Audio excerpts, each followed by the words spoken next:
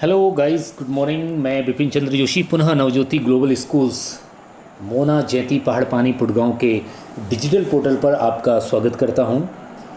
Students, आज हम जो पढ़ने जा रहे हैं एसएसटी का आवर पास्ट का जो सेकंड चैप्टर है, from trade to territory the company establish power, अर्थात व्यापार से साम्राज्य तक कंपनी की सत्ता स्थापित कैसे होती है। आप सब जानते होंगे व्यापार क्या होता है। जब हम किसी ट्रेटरी से, जब हम किसी संधि से एक राज्य से दूसरे राज्य, एक देश से दूसरे देश तक कोई सामान का आदान प्रदान करते हैं तो वही व्यापार कहलाता है। थोड़ा हम इसको थोड़ा जानेंगे हल्का डिटेल्स में। Let's start. Aurangzeb was the last of the powerful Mughal rulers. He established control over a very large part of a territory that is now known as India. After his death in 1707, many Mughal governors and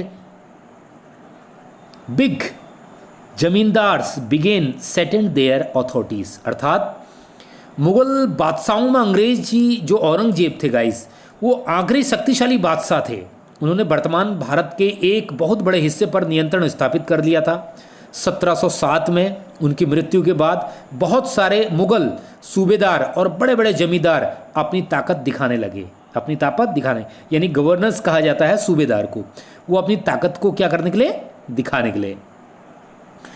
अपनी क्षेत्रीय रियायतें क्या होती हैं, किन किन भागों में, किन किन क्षेत्रीय भागों में जो ताकतवर चीज़ें बनती हैं वो कैसे कैसे आगे आई, कैसे कैसे बढ़ती चले गई। 18वीं सदी के उपरांत तक राजनीतिक क्षितिज पर अंग्रेजों ने के एक रूप में एक नई ताकत उभरने लगी थी, मैं आपको बता दूं। और वो छोटे छोटे जो व्यापारी थे वो कंपनी के रूप में भारत आए और आने पर उन्होंने भारत के कोने कोने को कब्जा कर लिया और ऐसी स्थिति में विशाल साम्राज्य स्वामी बन बैठे। आप पढ़ेंगे इसको आगे, मैं देख रहा हूँ कि वो ईस्ट इंडिया, देखिए हमारे पास आ भी रहा है ये कि ईस्ट इंडिया कंपनी जो है वो कम्स, आप सबको मालूम है 1600 ईस्वी में ये भारत में आई थी ये कंपनी।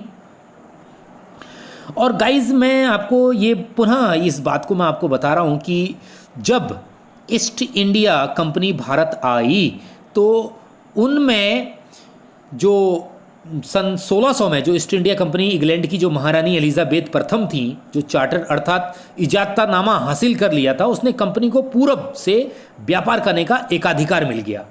और इस इजाजतनामे का मतलब यह था कि इंग्लैंड की कोई और व्यापारिक कंपनी इस इलाके में ईस्ट इंडिया कंपनी से होड़ नहीं कर सकती थी। जैसे कि आप लोगों ने उन चीज़ों को देखा भी और पढ़ा भी। सो गाइस, इस चार्टर्ड के सहारे कंपनी समुद्र पार करके नए इलाकों को खगाल सकती थी, वहाँ से सस्ती कीमत पर चीज़ें खरीद सकती थी। और दूसरे अंग्रेजी जो व्यापारी थे उनमें प्रतिस्पर्धा का भय बिल्कुल नहीं था। जो भी वहाँ पर ये मर्चेंटाइज थे उनमें बिल्कुल भी इस तरह से नहीं था। लेकिन शाही दस्तावेज यूरोपीय ताकतों को पूरब के बाजार में आने से नहीं रोक सकते थे। इंग्लैंड के जहाज अफ्रीका के पश्चिम तक चले गए।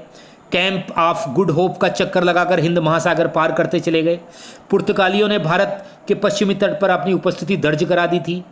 गोवा में अपना ठिकाना भी वो लोग बना चुके थे। गाइस स्टूडेंट्स, मैं आपको पुनः बताता हूँ कि पुर्तगालियों ने वास्को डी गामा के सहारा ही यानी 1498 में पहली बार भारत तक ये समुद्री मार्ग से भारत का पता लगाया। इन लोगों ने इंडिया का पता लगाया। देखिए मैं आपको फिर इसको दोबारा बोला। It was Vasco da Gama, a Portuguese explorer who had discovered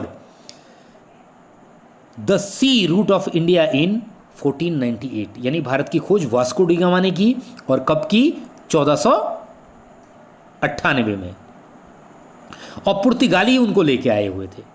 समय के साथ कंपनियां जैसे जैसे ताकतवर होते गईं, यूरोप के बाज़ारों में भारत के बड़े बड़े बारीकी सूत कपड़े और रेशम के जो दस्तावेज थे वो मांग निकले। इसके अलावा काली मिर्च, लौंग, इलायची, दाल, चीनी ज़बरदस्त मांग थी। यूरोपीय कंपनियों के बीच इस बढ़ती प्रतिस्पर्धा से जो भारतीय बाजार थे इनकी कीमतें बढ़ने लगीं और उनसे मिलने वाला मुनाफा गिरने लगा। अर्थात क्या हो निकला, इन्फ्लेशन हो निकला, यहाँ पे विनिमयीकरण हो निकला, यानी एक मुद्रास्फीति जो थी वो कहीं ना कहीं होड़ में आ गई थी इनको लेकर, या इनके चर्चे को, चीज़ों को आगे बढ़ाकर। अब ऐसी स्थिति में गाइस जो व्यापार था वो व्यापार कहीं ना कहीं अंग्रेजों के पक्ष में और ज़्यादा आगे को बढ़ते चले गया, या और कहें तो हम उन्हें और ज़्यादा उन चीज़ों में, उनके सामने जो समस्याएं थीं वो कहीं ना कहीं और आगे बढ़ निकले। किलेबंदी हो गई, व्यापार में मुनाफा करने में चीज़ें आगे आने के लिए आगे बढ़ते चले गई। ऐसा करते करते तो ईस्ट इंडिया जो कंपनी थी वो बिगेन ट्रेड इन बंगाल। सबसे पहले उसने कहाँ, ईस्ट इंडिया कंपनी ने बंगाल में व्यापार शुरू करती थी। जैसे हम बात करें, the first English factory was set up on the banks of the river Hooghly in 1651, अर्थात 1651 में हुगली नदी के किनारे सबसे पहले कंपनी ने अपना एक कंपनी इस्टेब्लिश की। इन व्यापारियों को उस जमाने में फैक्टर कहा जाता था। इन जो ये मर्चेंट्स थे इनको उस जमाने में फैक्टर कहा जाता था, और इस फैक्टर में जो वेयर हाउस था, वहाँ निर्यात होने वाली जो चीज़ें वहाँ जमा होती थी, उसके अंदर विभिन्न प्रकार के अफसर बैठते थे। जैसे जैसे व्यापार फैला, कंपनी ने सौदागारों, व्यापारियों को फैक्ट्री के आसपास आकर बसने के लिए प्रेरित किया, और 1696 में कंपनी ने इस आबादी के चारों तरफ एक किला बनाना शुरू कर दिया। देखो गाइस, और 2 साल बाद उसने मुगल अफसरों को रिश्वत देकर 3 गांवों की जमींदारी भी खरीद ली। उनमें से एक गांव कालीकाता था जो बाद में कलकत्ता बना, यानी कलकत्ता का जो ब्रिटिश रूल्स के समय जब ईस्ट इंडिया कंपनी भारत में आई थी तो कलकत्ता का जो नाम कालीकत्ता था बाद में वो कलकत्ता बना, और जिसे आज हम कोलकाता कहते हैं। तो इन कंपनी ने मुगल सम्राट औरंगजेब को इस बात के लिए भी तैयार कर लिया कि वहाँ की कंपनी को बिना शुल्क चुकाए व्यापार करने का जो फरमान है वो जारी कर दिया जाए। सो गाइस, आप पढ़ सकते हैं कि आप देख सकते हैं कि किस तरह से ईस्ट इंडिया कंपनी ने भारत के हर एक इलाके में अपनी पकड़ मजबूत की, उनको लेकर चला। कंपनी ज़्यादा से ज़्यादा रियायत हासिल करने के लिए मौजूद अधिकारों से ज़्यादा फ़ायदा उठाने लगी, और ऐसी स्थिति में आप देखिएगा, ये हुगली नदी के ये एक आप यहाँ पर एक पिक्चर आप लोग देख रहे हैं, और किस तरीके से उन लोगों ने आकर यहाँ पर चीज़ें की।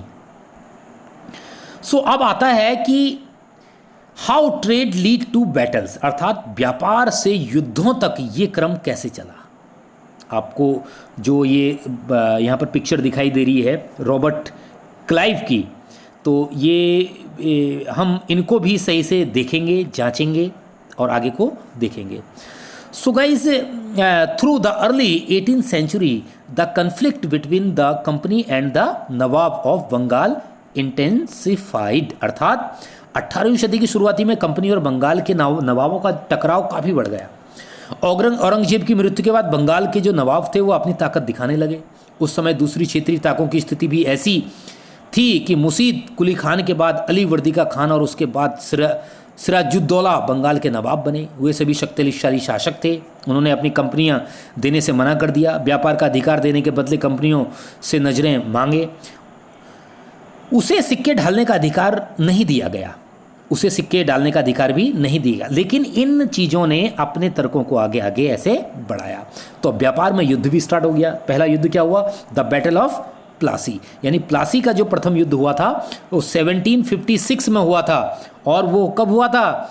अली वर्दी खान की मृत्यु के बाद सिराजुद्दौला बंगाल के नवाब जब बने तो कंपनी को सिराजुद्दौला की ताकत से काफ़ी भय था, और सिराजुद्दौला की जगह कंपनी का एक ऐसा कठपुतली नवाब बनाना चाहती थी जो उसे व्यापारिक रियायतें, अन्य सुविधाएं आसानी से देने से आनाकानी ना करे। कंपनियों ने प्रयास भी किया। सिराजुद्दौला के जो प्रतिद्वंदी थे किसी को नवाब बना दिया और कंपनी की कामयाबी नहीं मिल सकी। और ऐसी स्थिति में मैं आपको ये बात पुनः बता दे रहा हूँ कि उनके काम में कोई टांग ना अड़ाए, इसलिए उन लोगों ने लगभग 30,000 जो सिपाही थे, जो नवाब के कासिम थे, वो बाजार के स्थित इंग्लिश फैक्ट्री पर हमला बोल दिया और नवाब की फौजों ने कंपनी के अफसरों को गिरफ्तार कर लिया। गोदाम पर तालाबंदी हो गई और ऐसे ऐसे करके जो व्यापार से लेकर युद्ध तक की बात थी वो कहीं ना कहीं आगे को बढ़ते चले गई या आगे को आ गई। आप देख सकते हैं कि यहाँ पर ये आपको जो ये चित्र मैं दिखा रहा हूँ, ये चित्र आप जो देख रहे हैं, यहाँ पर नवाब के साथ लंबे समय तक सौदेबाजी चली यहाँ पर। और 1757 में रॉबर्ट क्लाइव ने प्लासी के मैदान में सिराजुद्दौला के खिलाफ कंपनी की सेना का नेतृत्व किया। तो गाइज आपको मालूम होना कि जो प्लासी का युद्ध था सिराजुद्दौला, तो रॉबर्ट क्लाइव ने वहाँ पर कंपनी को आगे बढ़ाने के लिए चीज़ों को आगे बढ़ाया। और ऐसा करते करते उनको बहुत सारी चीज़ें भी आईं, उनको संपन्नता का आश्वासन भी दिया गया। आप देख रहे हैं जैसे इसमें कि एक लेटर भी लिखा गया, the territorial ambitions of the इंस्क्रेंसल East India company was reviewed with the disturbs and doubt in England में लेकर भी इन चीज़ों को वो आगे जैसे जैसे करके युद्ध बढ़ा वो आगे को चीज़ें चलते गई। तो प्लासी की जंग इसलिए महत्वपूर्ण मानी जाती है क्योंकि भारत में यह कंपनी पहले बहुत बड़ी जीत कर चुकी थी। यानी भारत में ये कंपनी पहले से बहुत बड़ी जीत कर चुकी थी। और ये सब होने के पश्चात गाइज मैं आपको बता दूं कि कंपनी क्या करती है क्या नहीं करती है। तो मैं आपको बता दूं उसके बाद कासिम ने बक्सर की लड़ाई की। जो बक्सर का जो युद्ध हुआ था वो 1764 में हुआ था, 1764 में हुआ था। और वहाँ पर कासिम को हराने की लोगों से चीज़ें आगे को बढ़ निकली थी। उसके बाद 1765 में जब मीर जाफ़र की मृत्यु हुई तब कंपनी के इरादे बदल चुके थे। कठपुतली और आगे को चीज़ें हो गई, या हम कहें तो उनको और आगे को लेकर चीज़ें चले गई थी। मगर कंपनी ऑफिशियल बिकम्स नवाब्स, अर्थात कंपनी के जो अफसर थे वो नवाब बन बैठे। उन्होंने क्या किया, उन्होंने सारी सत्ता को अपने पास लेने के लिए तरह तरह की योजनाओं का चीज़ों को आगे बढ़ाना प्रारंभ कर दिया। गाइस प्लासी के युद्ध के बाद जब बंगाल की असली नवाबों को इस बात के लिए बाध्य कर दिया गया तो वे कंपनी के अफसरों को निजी तोहफे के तौर पर जमीन पर उतारने लगे। और खुद रॉबर्ट क्लाइव ने ही भारत में बेहिसाब दौलत जमा कर ली थी। 1743 में यानी 1743 में जब वो इंग्लैंड से मद्रास यानी जिसे अब चेन्नई कहते हैं आए तो उनकी उम्र मात्र 18 साल की थी। आप अंदाजा लगा सकते हैं, मात्र 18 साल की थी। और 1764 में जब वह 2 बार गवर्नर बनने के बाद हमेशा के लिए भारत से रवाना हुए तो उनकी दौलत तकरीबन 401,102 पौंड के बराबर थी, यानी 401-102 पौंड के बराबर थी। और दिलचस्प बात यह थी कि गवर्नर के अपने दूसरे कार्यकाल में उसे कंपनी के भीतर फैले भ्रष्टाचार खत्म करने का काम सौंपा गया। लेकिन 1772 में ब्रिटिश संसद ने उसे खुद भ्रष्टाचार के आरोप में सफाई देनी पड़ी और 1774 में उसने आत्महत्या कर ली। 1774 में उन्होंने खुद को आत्महत्या कर ली। तो अफसर जो क्लाइव था उसकी दौलत इकट्ठा नहीं कर पाया था। बीमारियों की लड़ाई के कारण उम्र में मौत का निवाला लेकर चीज़ें आगे को बढ़ते गए और अपने ट्रेडिशन को भी आगे ऐसे फैलाते गए। अब जो है कंपनी रूल्स एक्सपेंड्स कैसे हुआ, अर्थात कंपनी का फैलता शासन कैसे चीज़ें ये आगे को बढ़ी। तो जब बक्सर की लड़ाई 1764 के बाद कंपनी ने भारतीय रियायतों में रेजिमेंट तैनात कर दिए। जैसे आप कुमाऊं रेजिमेंट है, गढ़वाल रेजिमेंट है, वो इन्होंने वहाँ पर तैनात कर दिए। ये कंपनी के राजनीतिक या व्यापारिक प्रतिनिधि के नहीं होते थे, उनका काम कंपनी के हितों की रक्षा करना होता था, उन्हें आगे बढ़ाने का। रेजिमेंट के माध्यम से कंपनी के अधिकतर जो भारतीय राज्यों के भीतरी मामले में दखल देने लगे थे, अगला राजा कौन होगा, किस पद पर होगा, कि कैसे बैठाया जाएगा, वो काम की प्रक्रिया इन्होंने स्टार्ट करनी प्रारंभ कर दी थी। आप देख रहे हैं चित्र में जो अपने बेटे के साथ यहाँ पर खड़े हैं। बक्सर की लड़ाई के बाद जो संधियाँ हुई थी उसके बाद ये चीज़ें अपने आप में थीं। अब देखिए what power did the residents have, यानी रेजिडेंट की ताकत क्या होती थी। तो कंपनी द्वारा नियुक्त किए गए रेजिमेंट के बारे में स्कॉटलैंड के प्रसिद्ध जो अर्थशास्त्री और राजनीतिक दार्शनिक जेम्स मिल थे, उन्होंने क्या कहा था जेम्स मिल ने, कि दरअसल रेजिमेंट रियायत का राजा होता है, हम उसे हस्तक्षेप में मनमाही निषेधाज्ञा के तहत काम करने को छूट देते हैं। और जब तक स्थानीय राजा पूरी तरह अधीनस्थ रहती हैं, रेजिमेंट यानी ब्रिटिश सरकार के माफिक काम करता है, तो चीज़ें आराम से चलती रहती हैं। शासन के कामों में रेजिमेंट की दखलंदाजी के बिना सब कुछ चल जाता है। जब भी कुछ अलग घटता है तो वो चीज़ें आगे को बढ़ते जाती हैं। अब गाइस इसके बाद आता है टीपू सुल्तान, जिसको हम शेर मैशूर कहते हैं। आप ध्यान रखिएगा, ये जीके का क्वेश्चन भी है, आईएएस पीसीएस में कई जगह ये क्वेश्चन पूछा जाता है। शेर मैशूर किसे कहा जाता है? तो टीपू सुल्तान को शेर मैशूर कहा जाता है। तो the company restarted to direct military confidence when it was saw threat to its political and economical threats. अर्थात जब कंपनी को अपने राजनीतिक और आर्थिक हिस्सों पर खतरा दिखाई दिया तो कंपनी ने प्रत्यक्ष सैनिक टकराव का रास्ता भी अपनाया और दक्षिण भारतीय राज्य मैसूर के उदाहरण से चीज़ें। तो हैदर अली का शासनकाल 1761 से 1782 तक चला। आपको मैं ये बात अच्छे से बता दूं कि विख्यात पुत्र टीपू सुल्तान शासनकाल जो था 1782 से 1799 तक, जैसे जैसे आगे को बढ़ते चले गया तो जिसमें कंपनी काली मिर्च, इलायची, तमाम तरह की चीज़ें खरीदने के बाद 1785 में टीपू सुल्तान ने अपनी रियायत में पड़ने वाले बादशाहों से चंदन की लकड़ी, काली मिर्च, इलायची का निर्यात रोक दिया और सुल्तान ने स्थायी सौदागर को भी कंपनी के साथ कारोबार करने से रोक दिया। टीपू सुल्तान ने भारत में रहने वाले फ्रांसीसी व्यापारियों से घनिष्ठ संबंध अवश्य थे, मगर अन्य चीज़ों या अन्य तौर पर चीज़ों को लेने के लिए उन्होंने उस पर चीज़ों को एक अलग चीज़ें बनवा ली थी। सो गाइस, हम देख रहे हैं इस चित्र में, आप देख रहे हैं कि सुल्तान ने इन कदमों के अंग्रेज आग बबूला हो गए। जब सुल्तान ने ये कदम उठाए तो आप देख रहे हैं कि अंग्रेज़ों ने किस तरह से ये आग बबूला हो गए। उन्हें हैदर अली और टीपू सुल्तान जो थे वो बहुत महत्वाकांक्षी, घमंडी और खतरनाक दिखाई दिए। तो अंग्रेज़ों को लगता था कि ऐसे राजाओं का नियंत्रण करना और कुचलना जरूरी है। तो मैसूर के साथ अंग्रेज़ों की 4 बार जंग हुई। मैं आपको बता दूं, 1767 से 69 तक, 1780 से 84 तक, 1790 से 92 तक और 1799। तो श्रीरंगपट्टम की जो आखिरी जंग में कंपनी को सफलता मिली, अपनी राजधानी की रक्षा करते हुए टीपू सुल्तान मारे रह गए। मैं फिर बता रहा हूँ, श्रीरंगपट्टम की जो आखिरी जंग में ये चीज़ें हुई तो टीपू सुल्तान मारे गए। इसके साथ मैसूर की जो सहायक संधि थी वो भी आगे को सौंप दी गई या आगे को चल दी गई। सो गाइस, ये प्लासी का युद्ध, बक्सर का युद्ध, उसके बाद टीपू सुल्तान का आना, ये सब होने के पश्चात फिर उसके बाद आता है मराठों से लड़ाई, यानी वॉर विद द मराठास।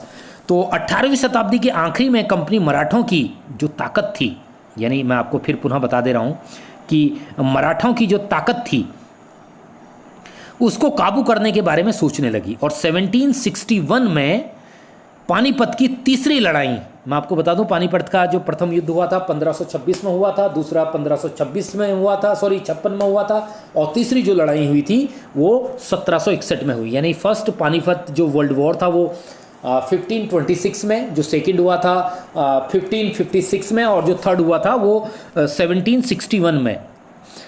तो तीसरी लड़ाई में जब हार के बाद दिल्ली से देश का शासन चलाने का मराठों का सपना चकनाचूर हो गया तो उन्हें कई राज्यों में बांट दिया गया और बागडोर राज्यों के साथ देने के साथ साथ उन्हें कॉन्फेडरेंसी, जिसको हम उस समय में, जो कॉन्फेडरेंसी का आज अर्थ होता है राज्यमंडल के सदस्य, उन्हें बना दिया गया। और 1782 में सालाबाई संधि के साथ साथ ये चीज़ें भी खत्म हो गई थी। अब गाइस बात करते हैं द क्लेम ऑफ पेरियोमोन्ट्रीस, अर्थात सर्वोच्चता का क्या दावा था। तो it is clear from the above the form of the earlier, अर्थात 19वीं शताब्दी के शुरुआती में कंपनी का जो क्षेत्रीय विस्तार था वो आक्रामक नीति से चल रहा था। लॉर्ड हेस्टिंग 1813 से लेकर 1820 तक गवर्नर जनरल रहे। इनके नेतृत्व में सर्वोच्चता की एक नई नीति शुरू हो गई। कंपनी का दावा था कि उसकी सत्ता सर्वोच्च है, इसलिए वह भारतीय राज्यों से ऊपर है। अपने हितों की रक्षा के लिए वह भारतीय रियासतों का अधिकरण करने या उनको अधिग्रहण करने की धमकी देने का अधिकार अपने पास मानती थी। यह सोच बाद में भी अंग्रेजों की नीतियों से दिखाई देती रही और जैसे जैसे चीज़ें आगे को बढ़ते गईं तो ये सारा का सारा काम भी उन्हें कर दिया या आगे को बढ़ाकर वो चीज़ें एक्सपेंडेड होते रहीं। गाइज़, मैं आशा करता हूँ कि आपको ये समझ में आ रहा होगा, और जो आपको जहाँ पर समझ में नहीं आ रहा है तो आप प्लीज़ मुझे अवश्य बताएं। मेरी पूरी कोशिश है कि मैं आपको हर वर्ड का हिंदी यहाँ पर ट्रांसलेट कर रहा हूँ, बता रहा हूँ। इसको मैंने पहले पढ़ लिया है और पढ़ने के बाद मैं आपको इसको सजेस्ट कर रहा हूँ। सो गाइज़, जो 1830 के दशक के मैं बात करूँ तो ईस्ट इंडिया कंपनी रूस के प्रभाव से बहुत डरी हुई थी। कंपनी को भय था कि कहीं रूस का प्रभाव पूरे एशिया में फैलाकर उत्तर पश्चिम से भारत के अन्य चपेट में ना आ जाए। तो 1838 से 1842 के बीच अफगानिस्तान के साथ एक लंबी लड़ाई लड़ी और वहाँ अप्रत्यक्ष कंपनी शासन स्थापित हो गई। तो अब देखिएगा द डॉक्ट्रिन ऑफ लैप्स अर्थात विलय नीति कैसे बनी। विलय नीति आप सब जानते होंगे, व्हाट इज़ विलय नीति, यानी अधिकरण कैसे किया। तो अधिकरण की जो आखिरी लहर थी 1848 से 1856 के बीच गवर्नर जनरल बने लॉर्ड डलहौजी के शासनकाल में चला। लॉर्ड डलहौजी ने एक नई नीति अपनाई जिसे विलय नीति का नाम दिया गया। लॉर्ड डलहौजी ने एक नई नीति बनाई जिसे विलय नीति का नाम दिया गया। यह सिद्धांत इस तर्क पर आधारित था कि अगर किसी शासक की मृत्यु हो जाती है और उसका कोई पुरुष वारिश नहीं है तो उसकी रियायत हड़प ली जाएगी, यानी कंपनी के भूभाग का हिस्सा बन जाएगी। इस सिद्धांत के आधार पर एक के बाद एक कई रियायतें, यानी सतारा की बात करें 1848, सबलपुर की बात करें 1850, उदयपुर की बात करें 1852, नागपुर की बात करें 1853, झांसी की बात करें 1854, और अंग्रेज़ों के हाथ में भी ये सत्ताएं चलते दिखाई दी। और ये गतिविधियां हमारे लिए आगे को बढ़ते गईं, आगे को चलती गईं, और इन तर्कों को लेकर हम चीज़ों को नए नए तर्क पर आ निकले। सो गाइस, जैसे कि आप देख रहे हैं, मैं यहाँ पर ये मानचित्र आपको दिखा रहा हूँ, और इस मानचित्र में आप लोग देख रहे हैं कि किस तरीके से वो बंगाल से जगह जगह भारत के कोने में फंसे होने पर उन्होंने अपने शासन को अधिपत्य किया, अपने शासन को आगे बढ़ाया या उनको आगे लेकर चले। नए शासन की स्थापना, setting up a new administration. Guys, thank you so much. आज के लिए इतना ही। कल नए वीडियो में लेकर आऊँगा कि setting up a new administration क्या होता है। आप इसको ध्यान से देखिएगा, समझिएगा। जो समझ में नहीं आता है मुझे आप कॉल करिएगा। आप हमारा एक ही पोर्टल है नवज्योति ग्लोबल स्कूल्स, और वो स्कूल्स में से कोई भी विद्यार्थी को दिक्कत आ रही तो वो मुझे पर्सनली कॉल भी कर सकता है, मुझसे पूछ भी सकता है। मैं हमेशा आपके लिए तत्पर ही हूँ। तो इस वीडियो का जो मैं असाइनमेंट आपको दूंगा फिनिश होने के पश्चात आप उनके क्वेश्चंस का आंसर्स अच्छे से दें। आई होप घर पर रहें, सेफ रहें और ऑनलाइन एजुकेशन का अधिक से अधिक फ़ायदा उठाएं। Thank you so much. Thank you guys. Thank you all of you.